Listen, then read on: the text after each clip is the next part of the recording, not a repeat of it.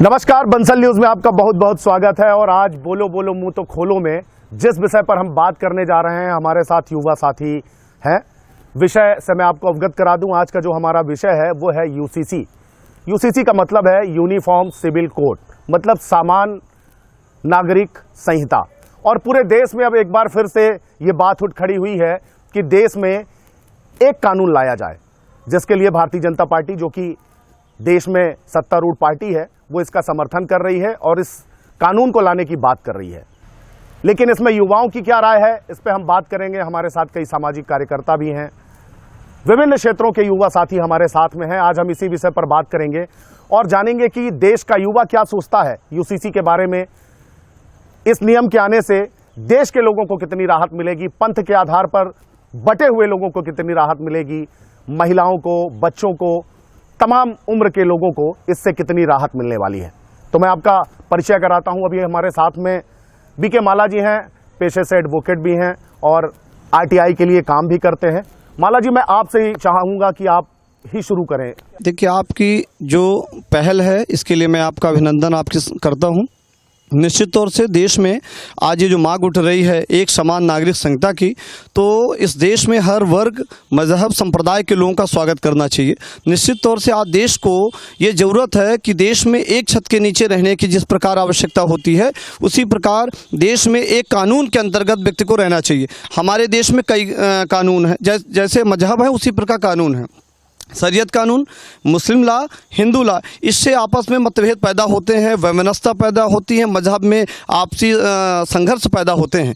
तो देश में जब एक कानून होगा, एक कानून के अंतर्गत सभी को वो रेगुलेशन को फॉलो करना होगा और उसको पालन करना चाहिए। निश्चित तौर से देश में, एक देश में आप रह रहे हैं, उस देश के कानून को आप पालन नहीं करेंगे, आप अपनी शरीयत चलाएंगे, कोई मुस्लिम लॉ बोर्ड चलाएगा, तो उससे जो न्यायालयीन प्रक्रिया होती वो भी बाधित होती है। तो देश में जो आज कानून आ रहा है वो 20 वर्ष पहले आ जाना चाहिए। इसमें हमारे देश की जो प्रगति है वो बाधित होती है। तो आज देश में आवश्यकता इसी कानून की थी जो 20 वर्ष पहले होनी चाहिए, जो आज आ रही है। तो हर युवाओं को, हर मजहब को, हर संगठन को एक साथ खड़े होकर इस कानून का स्वागत करना चाहिए। और एक स्वर से मैं अपनी तरफ से, समस्त युवाओं की तरफ से, आज हर युवा की रिक्वायरमेंट है, चाहे वो किसी दल का हो, चाहे किसी संप्रदाय का हो, चाहे किसी मजहब का हो। इससे जैसे हमारे आदिवासी शेड्यूल के लोग हैं, वो भी इस कानून के अंतर्गत यदि आ जाएंगे तो उनमें भी जो वैमनस्यता है, लोगों में मतभेद की भावना है, वो भी दूर हो जाएंगी। तो हम अपनी तरफ से इस कानून का स्वागत करते हैं और सरकार की इसकी अद्वितीय पहल बताते हैं। निश्चित रूप से जनजाति के लिए बहुत तेजी से काम कर रही है भारतीय जनता पार्टी जब से सरकार में आई है। तो जनजाति लोगों के लिए, आदिवासी वर्ग के लिए बहुत काम किए जा रहे हैं। निश्चित रूप से उन्हें समाज की मुख्य धारा से जोड़ने के लिए काम किए जा रहे हैं। उमेश जी, मैं आपकी भी राय इसमें जरूर चाहूंगा कि जैसा कि माला जी ने अभी कहा कि एक छत के नीचे रहने से सबके लिए नियम एक जैसे होने चाहिए, कितना वास्ता रखते हैं आप? बिल्कुल, माला जी से मैं पूरी बातों से सहमत हूँ। हम लोग छोटे छोटे जब थे तो एक कविता पढ़ा करते थे कि हिंद देश के निवासी सभी जन एक हैं, रंग रूप भेष भाषा चाहे अनेक हों। तो तमाम परिस्थितियाँ आज हैं जहाँ हमें एक होने की ज़रूरत है। हम केवल एक होने की बात करते हैं, लेकिन जब इस तरह से कानून लाए जाते हैं या कुछ ऐसे विचार पैदा होते हैं तो हम विरोध करने लगते हैं। निश्चित रूप से इससे न्याय में भी मजबूती आएगी। आज कहीं भी कोई मुद्दा उठता है तो हम अपना कानून ओढ़ के और सड़कों पे उतर आते हैं। उससे हमारे देश की अर्थव्यवस्था, हमारे देश की जो एक व्यवस्था है वो भी खराब होती है। इसके अलावा तमाम जितने भी हम अपने स्वार्थ के लिए या कहें कि अपने निजी लाभ के लिए हम अपने तरीके से अपने घर परिवार और तमाम लोगों के साथ उस तरह से बिहेव करते हैं, ये भी कहीं ना कहीं गलत है। तो ये न किसी के ऊपर थोपा जा रहा है और ना किसी के ऊपर उड़ाया जा रहा है। ये सीधे सीधे से हर व्यक्ति के लिए एक प्रारूप तैयार किया जा रहा है। और देखिए, ऐसा है कि ठीक है, किसी का धर्म और पंथ अलग हो सकता है, लेकिन महिलाएं, बच्चे, पुरुष, हर आदमी के अंदर तो वही इंसानियत है ना। तो हम केवल पंथ या धर्म के नाम पे या कानून के नाम पे हम किसी पर ज्यादती करें या किसी के साथ गलत हो, मुझे लगता है कि जायज़ नहीं है। इसलिए इस तरह की कानून का स्वागत होना चाहिए। निश्चित रूप से उमेश जी, आपने सही कहा। हमारे साथ कुछ युवतियाँ भी हैं, इनसे भी हम इनका भी मत लेंगे, फिर हम और अपने युवा साथियों से बात करेंगे। क्या लगता है आपको? आप एक स्टूडेंट हैं, साथ में काम भी कर रही हैं, और आपको क्या लगता है कि यूसीसी कितना जायज़ है, देश के हित में है? यूसीसी यूनिफॉर्म सिविल कोड जो कि विमेंस के हित पे तो बहुत ज़्यादा है, क्योंकि इंडिया में डिफरेंट कल्चर हैं, डिफरेंट रूल्स हैं हर एक कम्युनिटी को लेके। तो अगर हिंदू की बात करें तो हिंदू में अलग कल्चर चलता है, हिंदू लॉ चलता है, और मुस्लिम की बात करें तो मुस्लिम में मुस्लिम पर्सनल लॉ जो कि सरिया लॉ बोलते हैं वो चलता है। तो डिफरेंट कम्युनिटीज़ के हिसाब से अभी डिफरेंट लॉज हैं, जिसमें सबसे ज़्यादा सफ़र कर रही हैं वो है विमेंस, क्योंकि विमेंस के साथ ही सबसे ज़्यादा वो हो रहा है, क्योंकि इस सरिया लॉ के अकॉर्डिंग 4 से 5 शादियाँ सरिया लॉ में मुमकिन है। तो उसके कारण विमेंस ही सफ़र करी, क्योंकि वो कहीं अदर तो मैरिज कर नहीं सकती और उनकी पूरी लाइफ उससे बर्बाद हो जाती है। तो इसके मेरे हिसाब से ये सबसे ज़्यादा हित पे रहेगा, क्योंकि अगर इंडिया में बात करें तो इंडिया में गोवा में सिविल कोड पहले ही आ चुका है, यूनिफॉर्म सिविल कोड पहले ही आ चुका है। तो वहाँ पे बिल्कुल भी ऐसा नहीं हुआ है कि लोगों को इससे कोई दिक्कत हुई है, अलग अलग रिलीजियस को कोई दिक्कत हुई है, सब आज भी साथ में हैं और ये काफ़ी टाइम से आ चुका है। तो अब इसमें पूरे इंडिया में भी इसको आ जाना चाहिए, क्योंकि ये वुमेन के हित में, बच्चों के हित में, सबके हित पे ही बात है। तो इसको अब आ ही जाना चाहिए इंडिया में, और जितना जल्दी है तभी हमारी इंडिया कंट्री प्रोग्रेसिव पे आएगी। बिल्कुल आपने सही कहा कि जैसे गोवा एक ऐसा राज्य है जहां पर पहले से ही यूसीसी कानून चल रहा है और वहां किसी को कोई दिक्कत नहीं हो रही है। तो मुझे लगता है भारत देश के हित में ही ये कानून होगा, और हमारा युवा भी ऐसा ही सोचता है कि ये भारत देश के हित में है। विभूति, आप एक आर्टिस्ट भी हैं और स्टूडेंट भी हैं, मैं आपसे जानना चाहूँगा आपकी क्या राय है? आर्टिस्ट और स्टूडेंट के अलावा मैं एक टीचर भी हूँ। तो बीइंग अ स्कूल टीचर, जब मैं अपनी क्लास में एंटर करती हूँ और वहाँ पे बहुत से ऐसे मुस्लिम स्टूडेंट्स हैं मेरे, जो कि बॉय हैं, मतलब मेल स्टूडेंट्स, उनसे बात करते हुए मुझे बहुत दुख होता है जब वो अपनी स्टोरीज शेयर कर रहे होते हैं। मैम, हमारी एक खाला थी, उनकी शादी हुई, हम बहुत धूमधाम से उनकी शादी की, और अब ऐसा हो गया है कि वो अपने हस्बैंड से सेपरेट हो गई हैं, पर हमारी एक छोटी बहन भी है जो कि अब सफ़र कर रही है।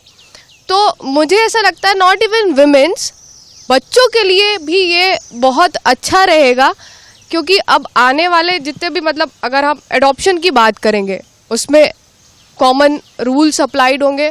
This is very good, very very good.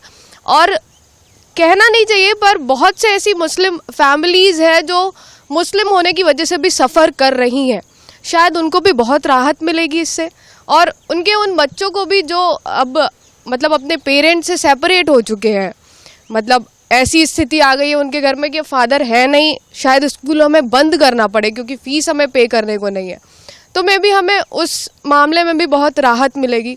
तो मैं इससे बहुत खुश हूँ। मतलब विभूति, आपकी बातों से जो मुझे लग रहा है वो ये समझ में आ रहा है कि ये नियम देश के हित में तो है ही, हाँ, लेकिन मुस्लिम महिलाएं जो हैं, संप्रदाय की महिलाएं हैं, उनके हित में ये कानून ज्यादा है जी। और जो बच्चे भी सफ़र कर रहे हैं बीइंग अ मुस्लिम, जो उस मतलब बहुत बड़ी सी एक जो हम कम्युनिटी जिसकी बात कर रहे हैं, उसके अंदर जो बच्चे भी सफ़र कर रहे हैं, उसके लिए भी ये बहुत राहत की बात है। आप खुद ही सोचिए, कुछ ऐसे बच्चे हैं जो मतलब अपब्रिंगिंग कैसी होनी चाहिए, हमें माँ बाप दोनों का ये सहारा मिलना चाहिए, हमेशा हमें उनकी गाइडेंस मिलनी चाहिए। पर आप सोचिए कि अचानक से हमारे फादर हमसे दूर चले गए, तो ये बच्चे के लिए कितनी बहुत खतरनाक बात है ये। आप अगर उसके दिमाग के बारे में सोचिए, अब वो बच्चा स्कूल आके रो रहा होता है, अपने टीचर से शेयर कर रहा है कि madam, my father is not in my home, he don't come back, हमारी मम्मी बहुत परेशान है। तो इट इज़ वेरी गुड कि फाइनली इस मामले में भी राहत मिलेगी। हाँ, निश्चित रूप से इससे पहले भी काम हुआ है, 3 तलाक को खत्म करने का काम किया है सरकारों ने। ब्रजेन जी, मैं आपकी तरफ आना चाहूँगा और आपसे जानना चाहूँगा, आप एक सोशल वर्कर भी हैं, राजनीति में भी सक्रिय भूमिका में रहते हैं, यूथ की जो राजनीति होती है, और साथ में छात्र नेता भी रहे हैं। कैसे देखते हैं आप, क्या लगता है आपको यूसीसी के आने से देश का जो विकास है, उसके जो पंख हैं, वो कैसे पंख लगने वाले हैं देश के विकास को? या देखिए, देश का विकास तो निरंतर जारी है, आज़ादी के बाद से जारी है, लेकिन समाज का विकास होना एक महत्वपूर्ण भूमिका है, और ये समाज के लिए है। और मुझे ध्यान आता है कि जब अंग्रेज़ों का शासन था तो 1835 में पहली बार एक यूनिफॉर्म सिविल कोड की चर्चा हुई थी। उसमें क्रिमिनल सबूतों और ठेकों को लेकर के एक बात आई थी कि इसमें यूनिफॉर्म सिविल कोड होगा। फिर उसके बाद जब आज़ादी मिली, आज़ादी के बाद मुझे ध्यान आता है कि जब भीमराव अम्बेडकर जी ने, मुझे लगता है नवंबर 1948 में जब सभा में बहस की, तो उन्होंने जोरदार तरीके से यूनिफॉर्म सिविल कोड का समर्थन किया कि इस देश के अंदर एक सा कानून होना चाहिए। लेकिन एक दुर्भाग्य सा विषय था कि जब 1954 में जवाहरलाल नेहरू जी ने एक बिल पेश करना था समान नागरिक संहिता का, तो उसकी जगह उन्होंने एक हिंदू कोड बिल पेश किया। उससे ये विभाजन शुरू हो गया। वह एक वक्त था जब एक नया देश कह सकते हैं कि बन रहा था। आज़ादी चूँकि मिल चुकी थी लेकिन बंटवारा हो गया था। उसके बाद हमको एक नए तरीके से नवनिर्माण करना था। उस वक्त इस बिल का आ जाना शायद ज़्यादा अच्छा होता, क्योंकि एक इतना समय गुजर जाने के बाद लोगों के अंदर जो भ्रांतियाँ हैं वो भी आ चुकी हैं। लेकिन फिर भी उसके बाद निरंतर हिंदू कोड बिल जो आया उसके अंदर अमेंडमेंट होते गए, अलग अलग तरह से संपत्ति के, उत्तराधिकार के अलग अलग कानूनों में सुधार हुआ। लेकिन जब हम आगे बढ़ते हैं तो जब साहबानों का एक केस आया जो सबसे बड़ा एक मुद्दा बना, उस समय निचली अदालत ने गुजारा भत्ता के लिए साहबानों को 20 रुपये तय किए थे। लेकिन उस 20 रुपये को देने में भी उसके पति ने मना कर दिया। हाई कोर्ट गए, फिर उनको 179 का पेमेंट करने के लिए हाई कोर्ट ने कहा। उसके बाद भी जब मंजूर नहीं हुआ तब सुप्रीम कोर्ट गए, तो सुप्रीम कोर्ट ने एक बड़ा फैसला दिया गुजारा भत्ते को लेकर। लेकिन इसी भ्रमित करने के सारे चक्कर में उसको कहीं ना कहीं बदलना पड़ा। उस कानून के विरोध में संविधान को पलट करके फिर से लागू करना पड़ा।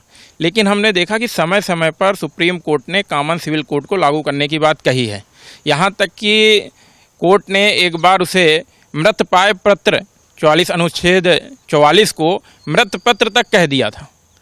तो हमको ये समझना होगा कि समाज में हमको यदि विकास करना है, सबको एक साथ रहना है, अब इसका तो कोई बंटवारा हो नहीं सकता है, तो हम सबको एक बिल की ज़रूरत है और एक बिल के नीचे हम सब एक समान अधिकार से रहें। जैसे छोटी बहन ने बताया कि गोवा में है कानून, गोवा में बहुत अच्छे से सारे संप्रदाय रहते हैं। तो जब गोवा रह सकते हैं, गोवा में कोई झगड़े के भी हमको दंगे भी नहीं सुनाई देते होंगे, तो यह पूरा देश एक तरह से रह सकता है। अब बात आती है, कई लोग अलग अलग राज्यों में कुछ विशेष कानून है उनकी चर्चा करते हैं, पूर्वोत्तर के राज्यों में है। तो निश्चित रूप से समय जिस तरह से आगे बढ़ रहा, विकास हो रहा, 370 पे सुधार हुआ, 370-35 पे सुधार हुआ, आज इस पे होगा। तो निश्चित से आने वाले समय में जिस तरह से जनसंख्या हमारी बढ़ रही है और हम विकास कर रहे हैं मानसिक तौर से, कानूनी तौर से, आर्थिक तौर से, तो उनमें भी संशोधन होगा। लेकिन उनकी आड़ लेकर के, अलग अलग अन्य कानूनों की आड़ लेकर के इस महत्वपूर्ण मुद्दे को पीछे नहीं करना चाहिए। हम देखते हैं कि बगल में हमारे मुस्लिम देश हैं, बांग्लादेश है, पाकिस्तान है, मिस्र है, सूडान है, अमेरिका है। इन सारे देशों में कहीं ना कहीं यूनिफॉर्म सिविल कोड है।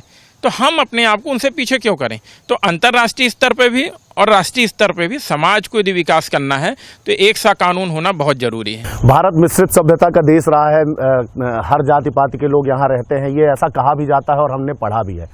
उसको एक करने का शायद ये यूसीसी एक बड़ा मार्ग होगा जो कि इस पे सब चलें, और जो मिश्रित सभ्यता का देश कहा जाता है तो वो एक सा लगेगा। सिद्धार्थ, मैं आपकी तरफ आना चाहूँगा। आप इसको अपने शब्दों में, अपनी शैली में इसको कैसे बताएंगे कि यूसीसी देश के लिए कितना महत्वपूर्ण है, या आपको क्या लगता है? विश्व का सबसे बड़ा लोकतांत्रिक देश भारत है और कहा जाता है कि पूरा देश नहीं, पूरी दुनिया हमारे लोकतंत्र पर विश्वास करती है और सबसे बड़ा युवाओं वाला लोकतंत्र वाला देश भी भारत है। और यहाँ अलग अलग जात के, अलग अलग धर्म के लोग रहते हैं, अलग अलग मजहब के लोग रहते हैं, लेकिन जात से ऊपर, धर्म से ऊपर हमारा संविधान है, क्योंकि ये लोकतांत्रिक देश होने के साथ साथ एक संवैधानिक देश भी है भारत। और संविधान को मानना हम सभी का ये कर्तव्य है, नैतिक जिम्मेदारी भी है।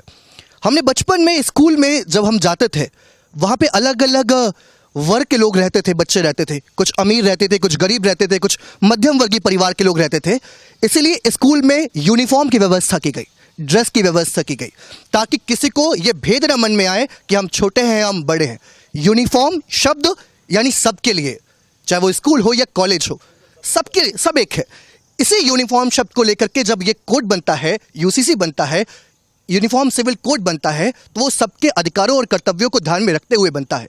बात अभी आई, बीके मल्ला जी ने कहा कि एक छत के नीचे होना चाहिए। निसंदेह ये जो मसले हैं, ये चुनावी सियासत के कारण ये इतने अलग अलग स्तर पे छा जाते हैं, जबकि ये सबके हित के लिए है। हर धर्म के लोग इस बिल को अपना रहे हैं, स्वीकार कर रहे हैं, लेकिन सियासत इसमें जब बीच में आती है तो फिर इसमें विरोध का स्वर उपजता है। किसी शायर का एक शेर है, अब तो पतंगे भी हैरान हो गई, छतें भी हिंदू और मुसलमान हो गई। आज आवश्यकता इस बात की है कि जो हमारे लिए सही है, हमारे राइट्स है, कौन सा बिल हमारे लिए हित में है, ये हमें भी इस पर विचार करना चाहिए और हर धर्म के लोग विचार कर रहे हैं। इसलिए मेरे हिसाब से ये जो सिविल कोड है, ये यूनिफॉर्म सिविल कोड है, ये जो आचार संहिता है जो लग रही है, और ये निसंदेह ये जो हमारा बिल है ये सबके हित के लिए है, इसलिए हम सबको इस पर समर्थन करना चाहिए, तर्क वितर्क करना चाहिए, विचार विमर्श करना चाहिए और लोग इसके फायदे बताने चाहिए कि कौन किसको कितना इसमें लाभ होगा। और एक शेर आखिर में कि चमन में रंग और बू दोनों से बात बनती है, हम ही हमें तो क्या हम है, तुम्हें तुम हो तो क्या तुम हो।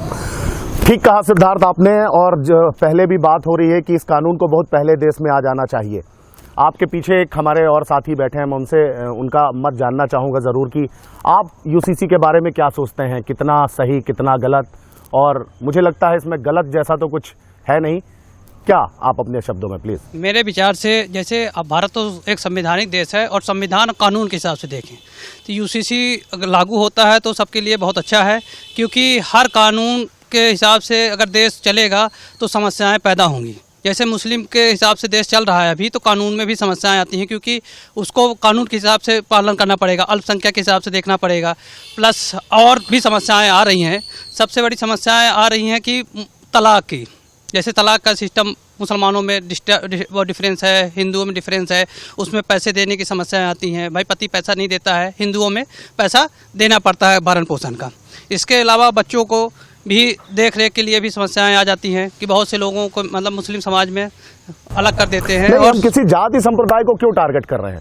जब बात यहाँ पे सबको एक करने की हो रही है, समान नागरिक संहिता की हो रही है, तो हम किसी विशेष धर्म या संप्रदाय के लोगों को टारगेट इस कानून से तो नहीं कर सकते कि ये कानून समस्याएं जो हैं अभी, क्योंकि संविधान में कानून अलग अलग है, उसी कारण से यूसीसी लाना पड़ रहा है। अगर एक होता तो फिर समस्याएं क्यों पैदा? सबने अपने हित के हिसाब से कानून लाए, क्योंकि पहले जब देश आजाद हुआ तो समस्याएं क्या थी कि सभी धर्म के हिसाब से लोगों ने अपने अपना कानून थोप दिया। परिस्थितियां ऐसी थी क्योंकि अंग्रेजों का राज था, भारत को आज़ाद करना था। उस समय ऐसी परिस्थितियां थी कि सिख लोग भी अपना कानून चाह रहे थे, मुस्लिम भी चाह रहे थे। तो सरकार को ऐसा लगा होगा कि सभी धर्म की हम बात करें, जिससे हमारा देश एक समृद्ध बने और लड़ाइयाँ ना हो, क्योंकि बंटवारा ऑलरेडी पाकिस्तान और भारत का हो चुका था दो धर्म के हिसाब से। निश्चित रूप से आपने सही कहा कि आज़ादी के बाद से ही ऐसे हालात पैदा हो गए थे। ऐसे हालात पैदा हुए जिसके बाद सब अपने अपने नियम और कानून लाना चाह रहे थे। लेकिन अब जो देश में होने जा रहा है, क्योंकि समय के साथ समय गतिमान होता है और समय के साथ जो देश है आगे बढ़ रहा है, इसमें आपकी राय जरूर मैं जानना चाहूँगा कि आप कैसे सोचते हैं इसके बारे में। देखिए, सामान्य तौर पर हम बात करते हैं कि हमें देश में एकता चाहिए, तो हम जब एकता चाह रहे हैं तो हम कानून के तौर पर क्यों अलग अलग हो रहे हैं? बिल्कुल बिल्कुल। धर्म के नाम पे ठीक है अलग हैं, लेकिन वो भी सही नहीं है। लेकिन अब कोई बोलता है कि हमारे धर्म का कानून ये कहता है कि हमें ये करना है, दूसरे धर्म का कानून कहता है कि हमें ये करना, तो फिर हम एकता की बात कैसे कर रहे हैं? वहां से कहीं ना कहीं नियम भी प्रभावित हो रहा है। तो जो मैनेज करने का सिस्टम है एक कानून का, जब एक हो जाएगा तो ये धर्म की राजनीति जो होती है और एक वोट बैंक की भी राजनीति होती है, ये दोनों प्रभावित हो जाएंगी। तो हमारे लिए तो कहने का यही है कि मतलब एकता जो प्रभावित हो रही है, इससे वो एकता प्रभावित हो रही है। ये एकता को अपने को बनाने के लिए ये यूसीसी को लाना जरूरी है। बहुत बढ़िया बात कही आपने कि धर्म के आधार पर तो हम बटे हुए हैं, पर नियम के आधार पर ना बटें। और हम सब में, जैसा कि कहा जाता है, अभी उमेश जी ने कहा भी कि रंग रूप भेष भाषा चाहे अनेक हो पर हम सब एक हों। जी, आपका भी मत जरूर मैं जानना चाहूँगा, जल्दी से आपकी छोटी सी एक टिप्पणी चाहूँगा इस पर। यूसीसी यूनिफॉर्म सिविल कोड है, हम सब लोग उसका समर्थन करते हैं, पर कहीं ना कहीं यहाँ पर राजनीति भी हो रही है। जब चुनाव आते हैं तब यूनिफॉर्म सिविल कोड याद आते हैं, तब कुछ यहाँ पर हम सबकी मांग है यूनिफॉर्म सिविल कोड जल्द से जल्द आए और पूरा संगठन हम लोग की मांग करता है। इस पर चुनावी सियासत नहीं होनी चाहिए, यहाँ पर सभी को अपना अपना मत रखना चाहिए। बहुत बढ़िया। माला जी, आखिरी टिप्पणी आपकी चाहूंगा इस विषय पे, फिर हम इसको कंक्लूड करेंगे क्योंकि हमारी समय सीमा बाधित है। ये देश में सभी वक्ताओं ने अपनी अपनी बात रखी, एक समान नागरिक संहिता की बात है और निश्चित तौर से इस एक्ट को लाने से अपने जो कानून की प्रक्रियाएं होती हैं वो भी बाधित नहीं होंगी और सभी दल एक साथ मिलकर काम करेंगे और एक्ट देश के हित में है और निश्चित तौर से क्रियान्वयन होना चाहिए। और हमारी भी छोटी बहन इस विषय में पर गंभीरता से बता रही थी कि छोटे छोटे बच्चों में इसका असर पड़ता है, राजनीति का असर पड़ता है। तो हम तो ये मानते हैं कि इसमें बड़ी लंबी व्याख्याएँ हैं, ये ड्राफ्ट बन रहा है और ड्राफ्ट तैयार हो तभी तो ड्राफ्ट में बहुत सारे संशोधन होंगे, तो ड्राफ्ट में भी हम नहीं जा रहे हैं, पर एक्ट की आज चर्चाएं हो रही कि होना चाहिए कि नहीं होना चाहिए।